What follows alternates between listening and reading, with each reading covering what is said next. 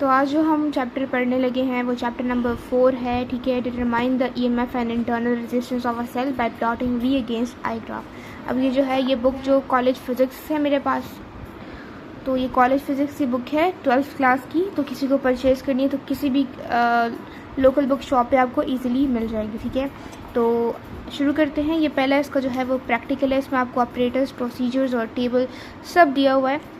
और उसके बाद जो मेन जहाँ से शुरू हो रहा है वो इसका EMF, electromotive force of the cell.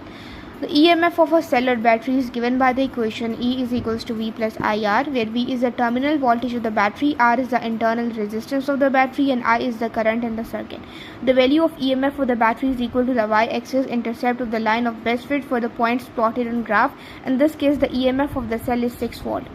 Internal resistance of the cell. The internal resistance R of the battery is determined using the equation E is equals to V plus IR.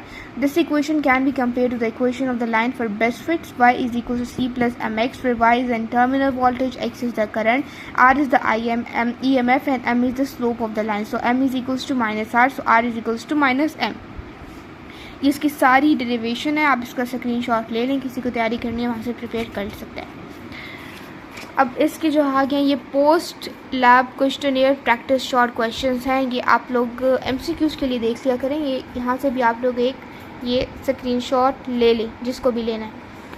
अब आगे प्रैक्टिकल बेस्ड असेसमेंट, आगे इसमें आपको एक diagram दी हुई है, और फिर कुछ सवाल दिए हुए आपने उनके आंसर्स करने, ठीक है। ये एक डायग्राम और स्टेटमेंट है, उसका पार्ट 1, पार्ट 2, पार्ट 1 पढ़ लेती हूँ। If the internal resistance of the battery is given as 2.0 omega, find the EMF of the battery, ठीक है।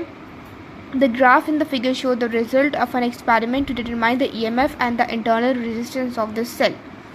ये देखें।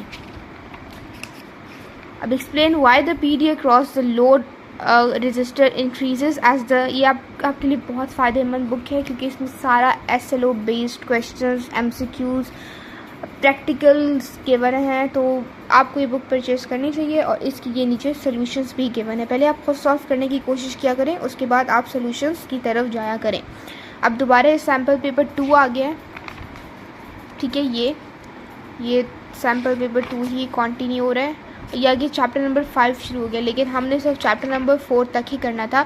तो उम्मीद है आपको आज की वीडियो पसंद आई होगी। तो पसंद आई है तो चैनल को लाजमी सब्सक्राइब कर दें। मिलते हैं अगली वीडियो में, तब तक के लिए अल्लाह हाफ़िज़।